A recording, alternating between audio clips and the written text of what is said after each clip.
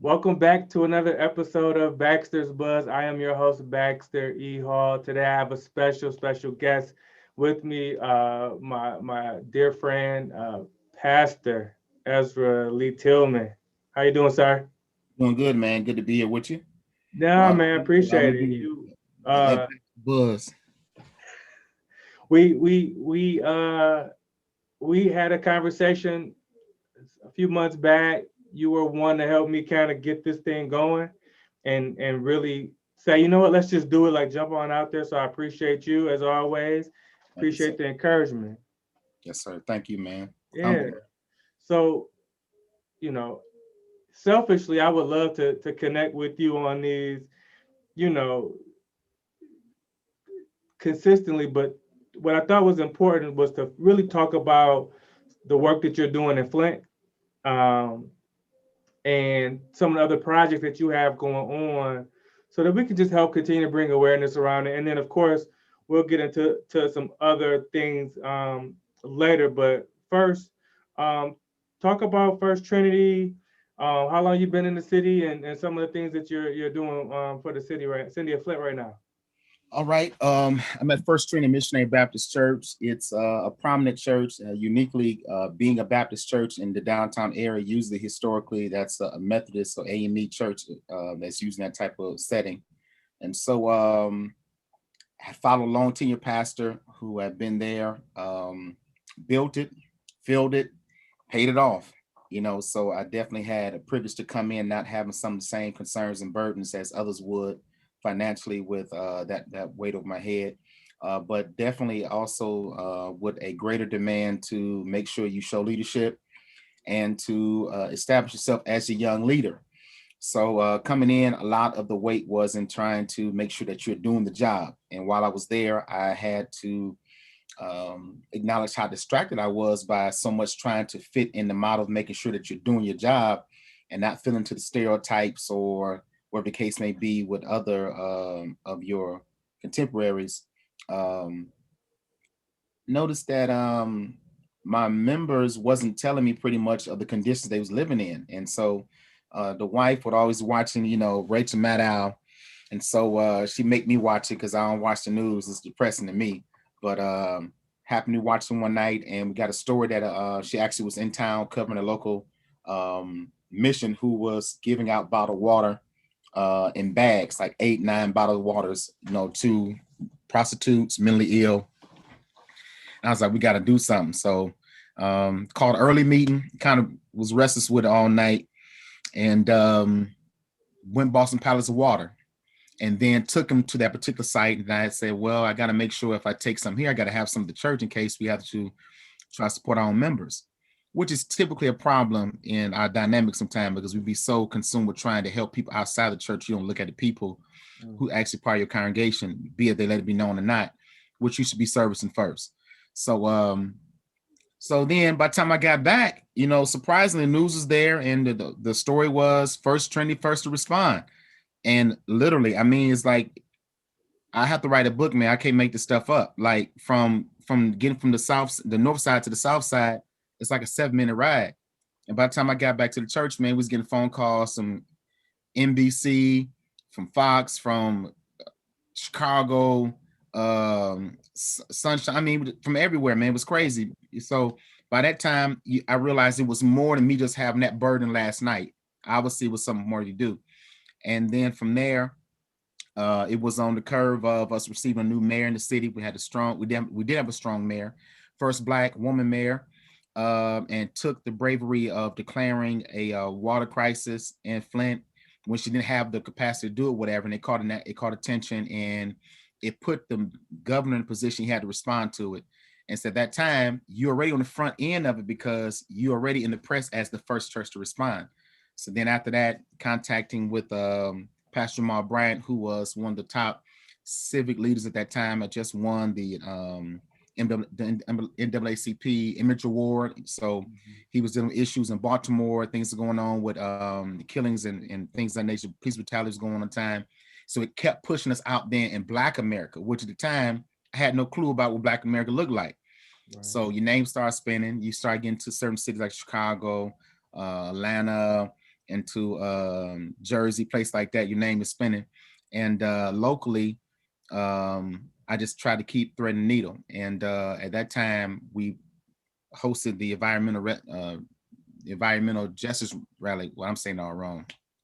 The environmental injustice rally. And at that time, everybody came. You had Russell Simmons here. You had Deidre Haddon here. You had Pedro Parks here. You had, Tavis Smiley. I mean, everyone had a type, some type of radio show or something was in here. And since then, we was able to partner with some other people to continue the water coming to the city. And that was the first water distribution that took place. And from there, we partnered later, years later, after things kind of wind down with Jaden Smith and with his parents' foundation, but it spent off from his personal business, Just Water, and took a year or so to figure out how to balance the lack of receiving donations for water, bottled water, and to try to put a resource in the city. And so then we came up with the water box. So I'm a co-inventor too. So there you go. With the water box, and that's the whole concept of putting pretty much a water plant into a water box and using the city water to filtrate it into the quality water you will buy in a bottle. So from that, put a program together to keep the expenses off the people who need it. At the time, we was one of the poorest cities in the country. And so to help, this something else you learn about, servicing in your community is that you have to have the resource and then carry the resource to your people to help them. So you have to eliminate all excuses why you can't get it. Talk about that. Go elaborate on that if you would. Usually people's perception of what I would say urban or inner city ministry or lifestyle, or those people, you don't really look at the dynamics of their lifestyle. And a lot of, if there's an issue with them receiving food, it's an issue with also transportation to get the food. If you don't have that, it's also an issue of if you have a babysitter or support for the person to take time to go shopping, to drive to get there. All those dynamics, stop people from really getting to get to. And people say, well, if you want it, you ought to go get up. It's like what Martin Luther King said, you can't tell a bootless man to pull himself up by his bootstraps. That's right. It's insane. But when you're outside of it, you don't realize what it's like. And everyone think they got a clear picture of what it looks like. So we had to build a program to deal with the issues, not only with providing water to them and then how to get the water. So we raised money for jugs from the halves. When you come, we got the jug and we got the water. You just come get it. But then you had to deal with the trust issues, because at that time we stayed in the news as well because the city was lying about the lead levels. And then the county got caught with lying about the test levels and what the lead levels was in blood. And so we had to go outside the city and find another lab so we can post up on our website so people know to come here and get this water is safe. And there's a regimen you see daily that's reported, and it's from outside the city from a different laboratory. So it's those issues, because trust issues is a big issue in the Black community, because everybody got an angle, right? That's one of the biggest issues we have now. We don't question the lawyer, the doctor, anyone else, but the preacher can't be right. What I'm saying? So you got to go over and beyond, to keep the integrity you have, or the character you have, the name you have, by protecting it, by making sure you take those extra steps to help the people who need the help. Yeah. So those are one of the things I meant by that. So with that being said, not knowing, at the time, Jaden Smith had been watching our transactional work over the last couple of years. I didn't know it. So he just showed up one day, came in private, meeting, flew into Flint. No press, no nothing, just us talking. And we start building a relationship from there. He'll come do a show in the city, we'll meet. And throughout that year time, we came with the concept and got the donations and things and got the engineers to get that first box and then duplicate it. So by time 2018, 19, we went from like that first launch to like 4 boxes within the first year. It's kind of funny, man, because I just found a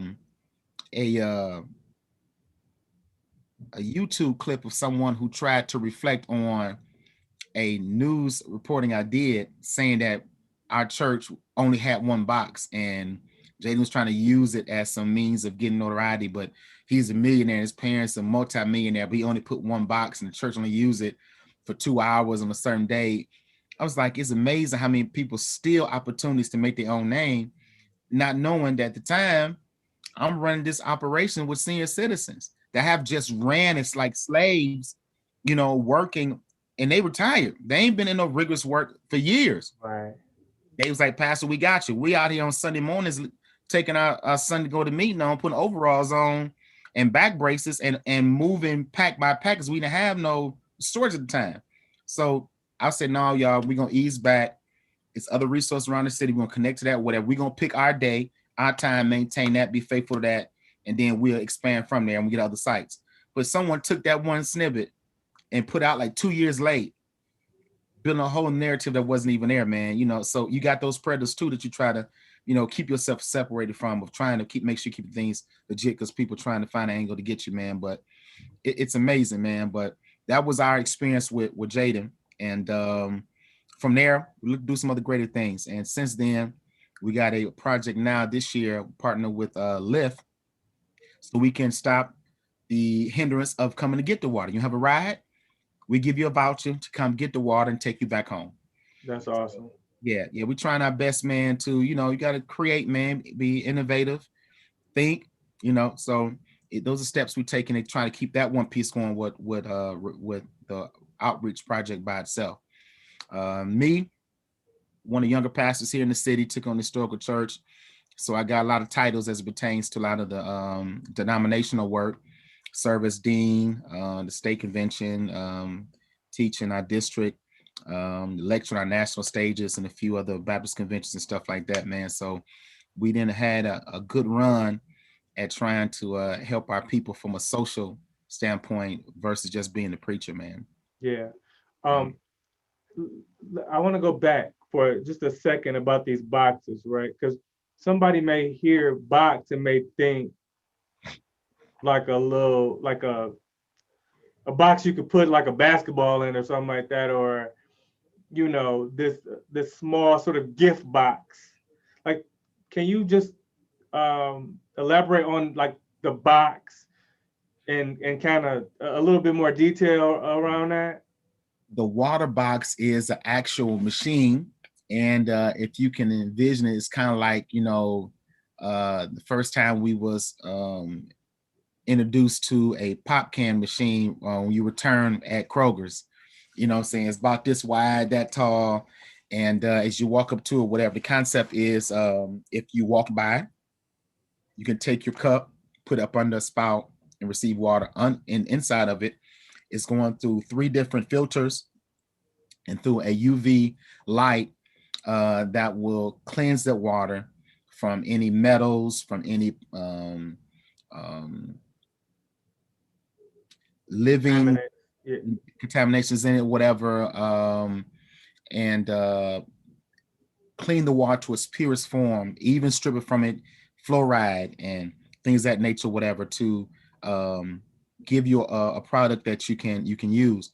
So it's an instant, water filtration system that's mobile. We can roll it to places, we can move it. It's not stationed to a wall, and it's called the water box. That's the term and name of it. That is from 501c3, which is the nonprofit organization of Just Water Company that is doing this piece here. And they chose to do it here in Flint, Michigan first, and then expanded across the country and really outside the country in places such as Haiti and recently with the water contaminants in New Jersey. I think it's the second site they was looking to go to. So if you can't Google it, water box, you're gonna miss it. You can't miss it, man. I mean, Jaden, he done been on Ellen Show and everywhere with it. The Apple convention out in California. He didn't got a lot of spin, a lot of press on him. We have too, for that matter, because we was the co-inventors and partner with them. So it's a lot of pieces out there that show pictures of it, and some other sites that we have released other boxes too, and people have donated to make them happen. Yeah. Well, shout out to Jaden for Stand-up guy, man. Stand-up guy, man. Really yeah. is. Good people, man. We in America, we have there's this impression that we all are kind of on the same footing, right? But there's a lot of areas, and it's typically minority poor minority, but a big majority is, people of color, black, brown people, where the quality of the water is awful, the quality of the air. I mean, these are things that we feel like we all have a right to. Things are supposed to be free, but there's still a lot of. It's not a coincidence that a lot of these things, if you look at the socioeconomic lines, the racial lines, they tend to impact us more than everyone else, right? That is the case, and that's the plan, and that is the picture of um, systematic racism that we don't want to turn our eye to and look at the structure of it. In every black city that has been prominent, has been strong and independent, some kind of way the county or the state chose to plow a freeway through it and sweep them out. And every black community that seemed to have provided housing for people to live in a color and to give them low living conditions and high rent is next to a dump yard, is next to a factory. Um, and this is a black issue. This is the reason why we look at why we always, after reports are given, we are the highest risk of, because we've been breeding in. Man, we come from the country, man. We come from woods and grass and hogs out in the yard, and you throw us up on all this smog and stuff, whatever. Yeah, yeah, it would affect your race, and generationally, it would affect your race. It's not a brain surgeon to take to kind of figure out, detect that stuff, whatever. It's a matter of looking at what it is and calling out. It's in the black and white. It's in the plans. It's in the city plans of how you will marginalize, you will make ghettos, you will redline, you will overtax, you will overcharge for insurance. That's how I go, man. It's always been that way. This ain't nothing new, man. Carter G. Woodson was talking about this stuff, man, in early 1900s. Right. You know what I'm saying? Talk about you talk about the Flint um, residents, your congregation, the stories that you've heard as far as the way that this water has affected people's health, and even before there was a crisis per se, um, this stuff is having long-standing effects, and it's impacting children. And then they, like talk about some of the things that you've learned, and some of the stories that you've heard over the years. Well, as I mentioned, man, I felt embarrassed, man.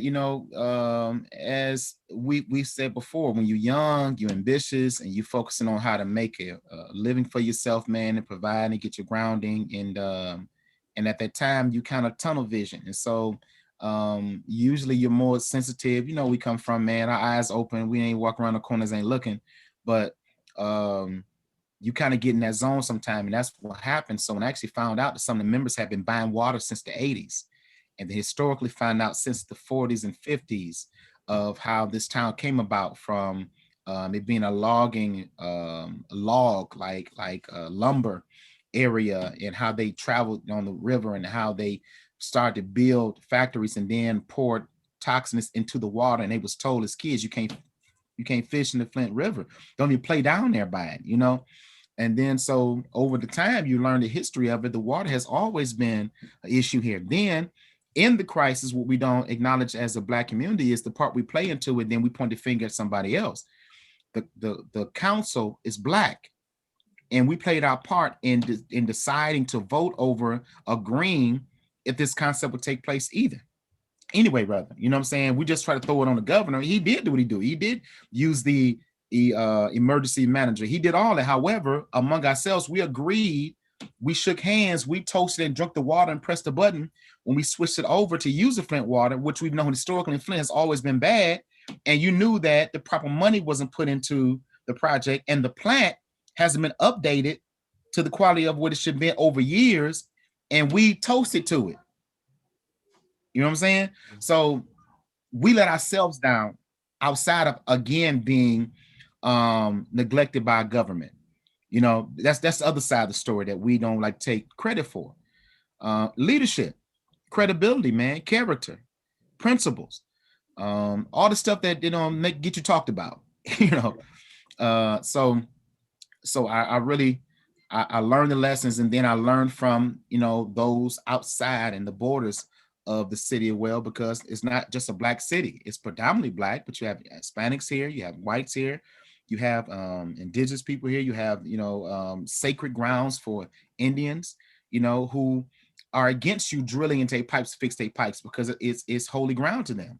They bear their loved ones there. It's a lot of stuff around it, man, to make you look and feel the compassion for it. And for me, by the grace of God, man, is that coming here, we just missed the mark of moving in the city.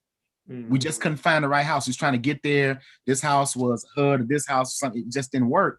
And we happened to be in suburban area, whatever. So that was all more why your heart was kind of grinched by saying, I got to do something, because I would have been right there in it. Right. You know what I'm saying? Like, so who else gonna speak up when it could have been me? Yeah. Yeah. So that's been my position, man. And to hear about the losing of hair, people's skin falling off them, people dying of Legionnaire's disease. I believe I just lost a cousin this year to the effects of the Flint water crisis, who suffered about 7 years on a sick bed, man. Just crazy, man, on how many stories you heard. Dogs sick, women going bald. I mean, just horrible stories, man. And that don't make the news, right? Then let's not talk about the children who've been exposed to the lead, and they projecting the news. Well, a generation out, 10 years, 20 years from now. No, people left in the spring and came back to school in the fall, and they went from a A student to an F student. They have the capacity to remember and do it. And the teachers knew the quality of the student and try to advocate for them. It's like, no, something is wrong.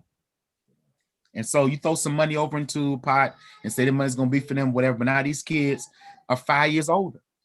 They're 6 years older now. That was in what, 14 when that happened. Yeah. Right. So not take the whole show up, man, but it's a book and a half, man. Yeah. And I'm talking from grassroots, and can nobody tell like I can tell it? Right. No, and salute to you, Katrina, and the entire church, man, for stepping up to the plate and really embracing the city like your own, because there are themes that, whether you're from Detroit, whether you're from Chicago, I mean, it's marginalized people, with lack of resources, right? So if you can't connect on any other level but a human level, you've seen it before. And so, my hat goes off to you, and the entire First Trinity, just church, just in the membership, because I know it hasn't been you and Katrina alone. So I applaud you for that. You talked about the historic church, that you sort of have been called to lead, and some of the different opportunities that you've gotten. You represent the church and the community in a lot of different instances. Talk about your experiences, because you're young still, but you have been in this game for a little bit now. Always one of the younger pastors, trying to navigate as you kind of find your voice, and then you're in these different circles and moving around. Like, tell me about that experience, and kind of the opportunities, and how that's your experiences around that. Well, man, I've learned in my career, it's kind of like it was when you was playing ball, man. You spend a time in the park, nobody know you out there. You know what I'm saying? You come back, it's JV time. You know what I'm saying? You a little longer, you jump a little higher, you shoot a little better.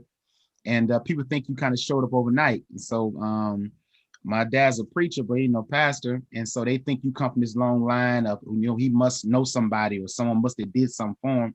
It was just like, David, the story of David being out with the sheep, man. Everybody else seen to fit the picture, whatever, but God got somebody else kind of pull you from obscure places, man. And over years, from serving as youth pastor, assistant pastor, pastor outside in the Cleveland Heights area, and then coming here, we got a chance to get our chops. Grew up in a strong traditional Baptist church as well. So I knew the culture. I knew how to respect my elders. I knew how to carry myself. I knew how to respect the culture that of the church and you being a part of it. So you didn't try to any, rogue type behavior and leading them. And you win the respect of people when they see that you got your head on straight and you actually know what you're doing. So over the years, man, that has been the piece, man, being humble. Humble is the way, as the old saints would say it, and that has proven to bless my life and change it. And I'm not apologetic about that. That's how God has favored my life. And I try to tell people, it's a way that seemed right to you. But I don't necessarily mean that's the case. You know what I'm saying? It would take time and wisdom to do that. So over time, as people learn you and work with you, they afford you opportunities to prove yourself. So I was able to, get involved with some work due to being connected to the church, but also represent the church, and then the district, state, and national on different levels because of you actually proving yourself to be a true leader. And so that's been the case. And then locally now, getting an opportunity to serve on community foundations and University of Michigan and county, Genesee Health Plan boards, these other places that represent your people. I'm a Black pastor in a city, and people are my constituents. These are the people who, by faith, service this community for it to do what it's supposed to do as the church. And so they're feeding me for me to do my job, to continue to get the job done. So it's intertwined. So I can't be at my best if I'm not considering having in mind the people I'm serving. So as you said, man, I rep Flint because that's who feed me. Yeah. It's the saints in Flint. You know what I'm saying? So I can come home in a time and you can be a hometown hero, but it's the people here that I'm called to serve. And so God's blessed that, man. Yeah, that's awesome. Talk about some of the other projects or ventures that you're doing and that align with your entire mission. Yeah. So as we started, man, the idea number one is immediate: get some water, right? Black America is giving you attention to, show you leadership. You picking, yourself up to speak on behalf of your people. Now, what's your plan, right? So the short-term goal was to get water. Blessed that as time went out, as we ran that piece, did it well, and partnered with the people of the churches around the city. We got the other opportunity to sustain some water through the water box. And then from that, the long-term plan was to open up a health center, because I sat in those meetings. I heard grandmothers who was grieving over their grandchild who's messed up. And you talking putting money into a fund, he messed up now. He can't sit still. Kids getting kicked out of preschool because of behavior problems. They 3-4 years old. It's something in their system. Their makeup is making them do it. It's not them. You send them home, ain't fixing it. So the goal was to establish a Black health center. It was my goal and plan for it to be led by women. I wanted to make sure it was a minority business as well that will give another picture of our community of something that needs to be done.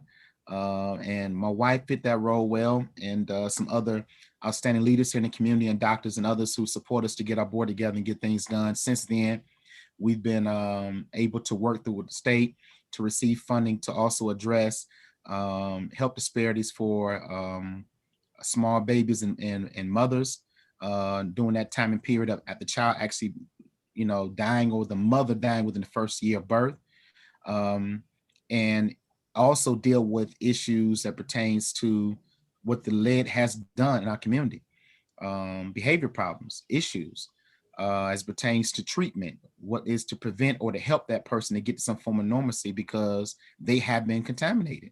Yeah. So that was the goal. So Revive Community Health Centers will be founded, and that's the annex to the church across the street from us. And due to pandemic, kind of shut us down at the time now, but we're still running programs and the partnerships to service our community and get involved with some of the surrounding other community workers who deal with mothers and babies and et cetera, women's shelters, et cetera, to make sure that we're meeting and getting that type of statistics and stuff written so we can report that this was going on inside of our community after the water crisis. Yeah, no, that's awesome. It's important to try to hit every level that you can impact, right, positively. The water, we know it's, but like you said, these are children, older people that need some additional assistance right now. And how do we handle that? So again, you got your hands in a lot of things, and I know you got a great team around you. Revive Community Health Center in Flint. I mean,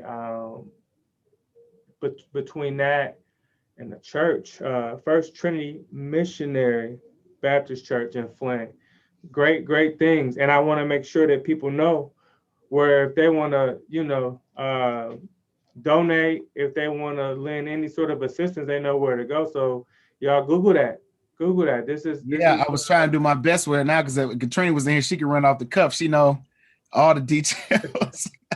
She can say, go to RCHC, revive.com and hit tap give, that's a job though, I married up, as they would say, you married up, son. You did good for yourself. We don't have all the details right now, but Google it. It's there. It's there.